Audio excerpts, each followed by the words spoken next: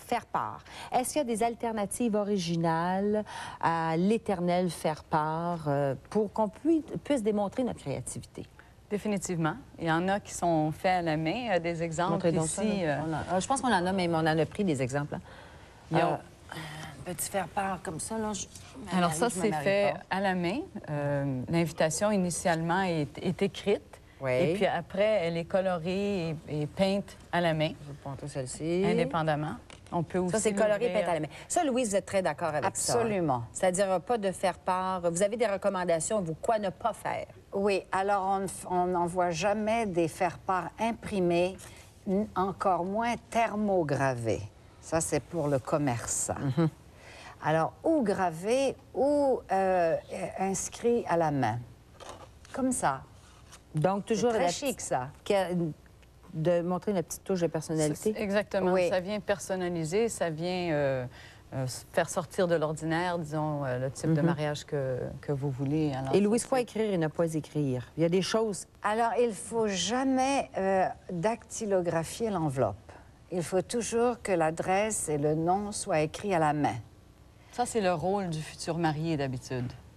Au moins, sa contribution. Oui, c'est ça, parce qu'on voit là, c'est une des contributions qu'il aime bien faire, là, c'est ce que... Et puis, sur un faire-part, il faut qu'il soit écrit en bas à gauche, au-dessus de l'adresse, une réponse serait appréciée. Alors ça, c'est plus joli que RSVP. Et il faut toujours répondre à une invitation. Est-ce qu'on doit toujours donner un cadeau alors si on est invité, même si on n'y va pas? Attendez, je voudrais dire qu'il faut mettre un itinéraire routier aussi. Ah oui, bonne idée, ça. Au cas où la noce se passe à la campagne. Maintenant, si les parents reçoivent une invitation, ça n'inclut pas automatiquement l'adolescent ou les enfants dont on ne sait pas quoi faire ce jour-là. Non.